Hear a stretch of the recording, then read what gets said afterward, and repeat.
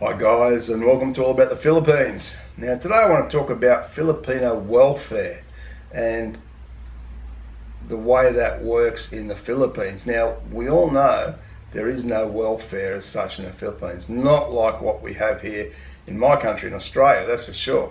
In Australia we've got so many services and government departments that will help people who may be out of work, have low incomes, all that sort of thing. So I'm talking about things like if you're unemployed and out of work, the government will give you a certain amount of money each fortnight to help with your living expenses. They'll also give you what they call rent assistance, which is to help you with to pay your rent where you're living.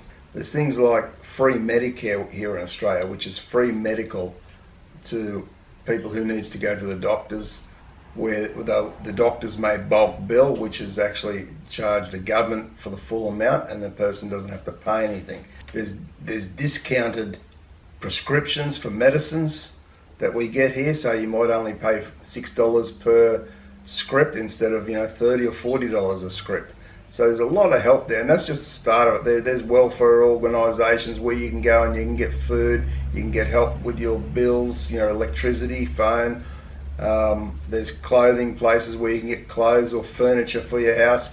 Some of them are free of charge, where you don't pay anything. So there's a lot of services and a lot of help through the government here in Australia, where if you're not working and you're struggling, you can get all these things. But in the Philippines, there's none of that. So what do the Filipinos do to create their own welfare? And that's what I'm going to tell you here. This is how they create their own welfare in the Philippines, and they've got to do it themselves within their own families. And the way they do that is, firstly, you'll see overseas Filipino workers, and where they will go from the Philippines, typically they're females, they'll go from the Philippines to other countries to seek employment. And there's a lot of programs in the Philippines that will help them to do that and achieve that. Some of them will go to countries like the USA or Canada or Hong Kong. A lot of them will end up around Arabic countries. Now the problem for them in Arabic countries, they can be actually mistreated quite badly in those countries. And they know this, but they still go because it's important for them to be able to get money in these countries and send the money home to their family to help them with their daily living expenses. So they're really putting themselves at a fair bit of risk in some of these countries, but their loyalty and their want for their family to have a better life is so great that they put them above their own personal safety, and they just hope that when they get there they will be treated in a kind and caring way by their employers, which quite often doesn't happen, unfortunately. I've heard of some employers in some of these Middle East countries, they'll actually even take their passport off them, so they can't just up and leave at any time that they want to. They will pay them, yes, they'll pay them better money than what they would get in the Philippines, but it's still quite low.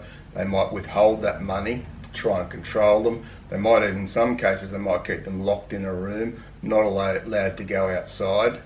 So there's a lot of restrictions, and in some cases too, we're talking about sexual abuse that goes on as well. So the girls there have got to be very careful when they go over there. All these things are an issue, and a lot of these girls know about these problems.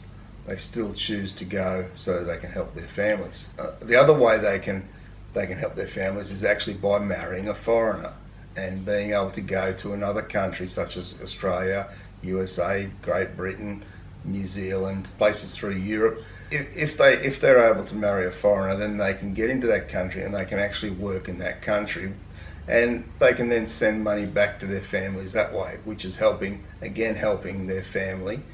And to a lot of women, it's probably a safer option than going and working in an Arabic country somewhere where they might be really mistreated. Now, they can still be mistreated by a man in the West, and I have seen that happen, and I've heard of that happening. But at least in those countries, in the countries like in the Western countries, there is laws to protect them, which is different to in the Arabic countries when women don't really have any rights or any say in those countries. So that's where the safeguard comes in, just in case things go wrong. But this is what they do in order to get that welfare system going themselves. They can't ask the government for handouts because the government just don't have that money to give out to everybody. So the only way is to go out and create it yourself, and that is a huge driving factor for the Filipinas, is to be able to look after their own family and make sure that they're going okay in life. And it gives them a great sense of pride to do that as well. So it's amazing the things you do when you don't have a welfare system as such, or a welfare state where you can just rely on the government, as we do here in Australia, as I explained earlier.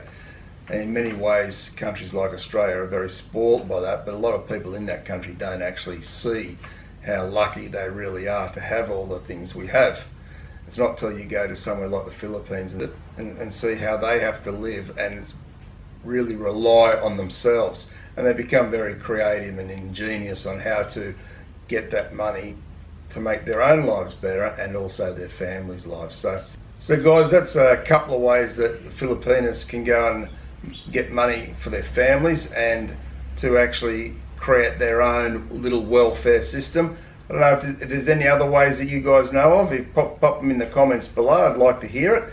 Don't forget to share the video around with your networks, and of course hit the like button and subscribe if you haven't already, and turn on the notification bell to get more videos.